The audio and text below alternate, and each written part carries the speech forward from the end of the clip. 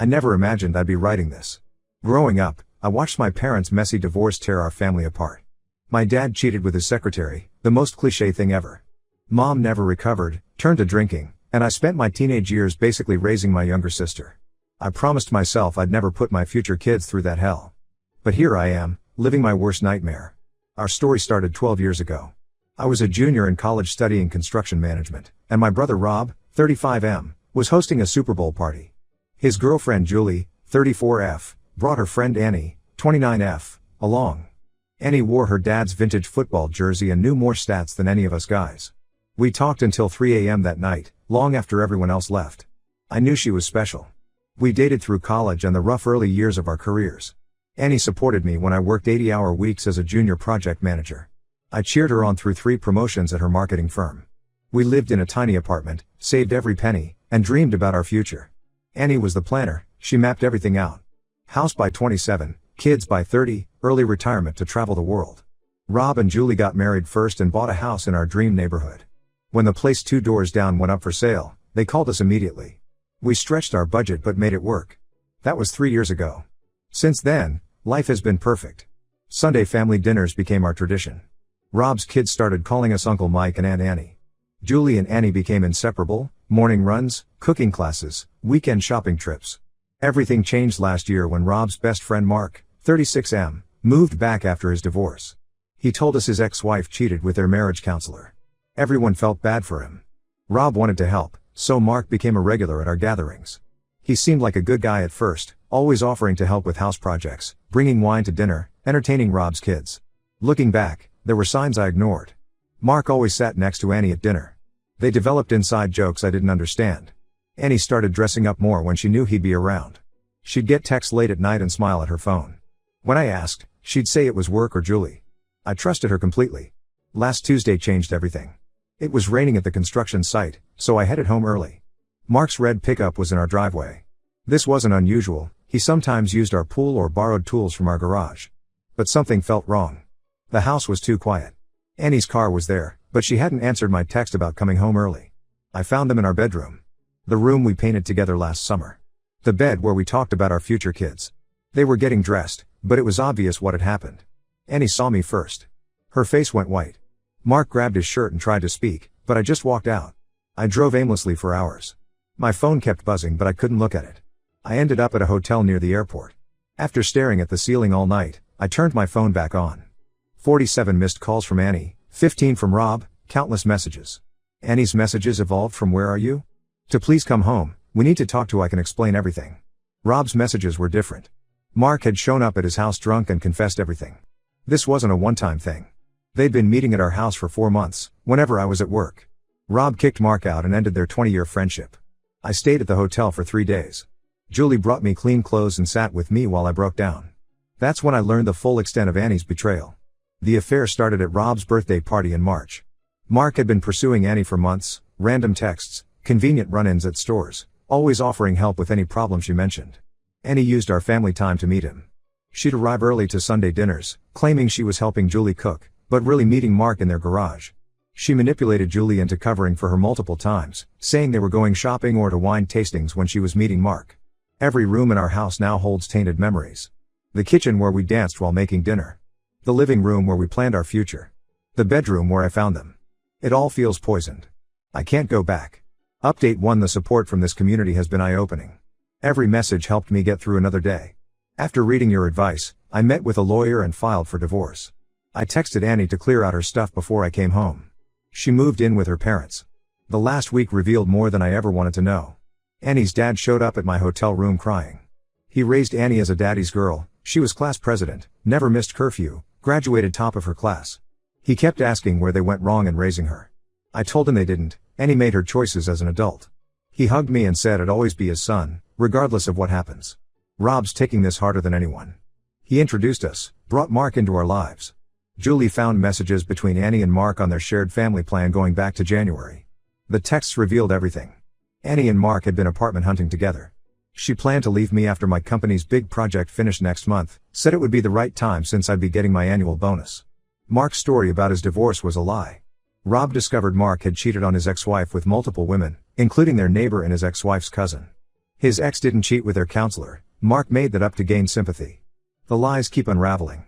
Those late marketing meetings? Dates with Mark. Monthly girls' wine club? Never existed. The yoga classes she started last fall? She spent those hours at Mark's apartment. She even used our anniversary dinner reservation to take him out while I was at a work conference in Houston. My favorite restaurant, where all the staff knew us. They must have seen them together. Annie's brother Tom, 31M, brought me more proof yesterday. He found Annie's secret credit card statements. She spent over $15,000 on gifts for Mark, designer watches, weekend trips, even a down payment on a jet ski. That money came from our joint savings, meant for our future kids' college funds. Julie finally confessed something that makes me sick.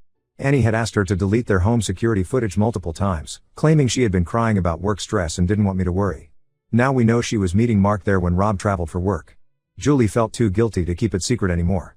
The depth of Annie's deception is staggering. She volunteered to handle our finances last year, saying she wanted to learn more about investing. Now I know she was hiding her spending on Mark. She suggested I take that construction project 2 hours away, saying the experience would help my career. Really, she wanted more time with him. Our friends are choosing sides. Most support me, but some mutual friends think I should hear her out. Annie's college roommate called to tell me that Annie and Mark had been flirting at Rob's Christmas party last year. She didn't tell me then because she thought it was harmless. Now she feels guilty for staying quiet. I've barely eaten or slept. The thought of them together in our bed keeps me awake. I canceled our joint credit cards and gym membership. Changed all my passwords. Found a new barber because Annie's cousin works at my old one. It's exhausting having to rebuild every aspect of my life. Update 2: These past 2 weeks have shown me how deep this betrayal goes.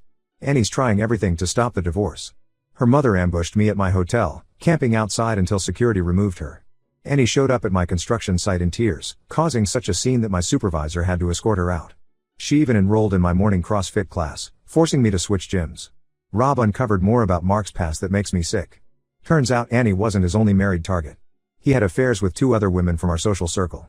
Lisa, 33F, who suddenly moved across the country last year for a dream job, was actually running from her guilt after a 6-month affair with Mark.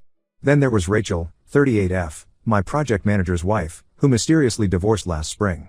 Rob exposed everything at our local pub where Mark was a regular. Mark's reputation crumbled overnight.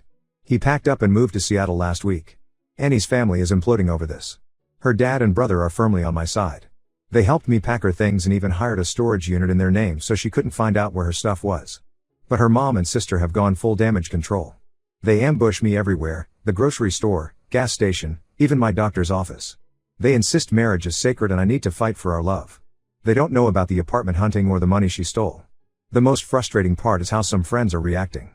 Pete, 34M, who was supposed to be my friend first, suggested I was partly to blame because I worked long hours. He conveniently forgot how Annie encouraged me to take overtime projects. Monica, 31F, another college friend, said I should have noticed the signs sooner. I cut contact with anyone who tried to rationalize Annie's choices. Our couple's friends are dissolving into chaos. 2 other couples have started marriage counseling, paranoid that this could happen to them. Our monthly poker group disbanded because no one wants to be around Mark's other victims' husbands. The community pool where we all hung out got too awkward, too many whispers, too many pitying looks. Annie's mom started a prayer chain at their church for our marriage. Now random church members message me about forgiveness and redemption. One elderly lady left a Bible on my truck with passages about reconciliation highlighted. I had to switch parking spots at work to avoid these daily gifts. The financial mess is worse than I thought. Annie's secret credit card had a $23,000 balance, all gifts for Mark or hotels they met at. She used our investment account passwords to withdraw money, claiming it was for home improvements. There was even a lease application for an apartment in both their names, dated for next month. She planned everything while sleeping next to me every night. Update 3: It's been a month since my world exploded. The divorce is moving forward steadily. I accepted a project management position in Denver, ironically, the same job I turned down last year because Annie said she couldn't leave her family. Rob and Julie visit every other weekend. Our relationship has actually strengthened through this nightmare. Funny how betrayal shows you who really matters. Annie's getting more desperate. She's created at least 15 new email addresses to contact me. Her messages range from suicidal threats to detailed plans of how we can rebuild trust. Last week she mailed a 30-page handwritten letter to my office, recounting every moment of our relationship and her supposed regrets. I returned it unopened. Her cousin tried to slip me a USB drive full of videos of Annie crying and apologizing. It went straight into the trash.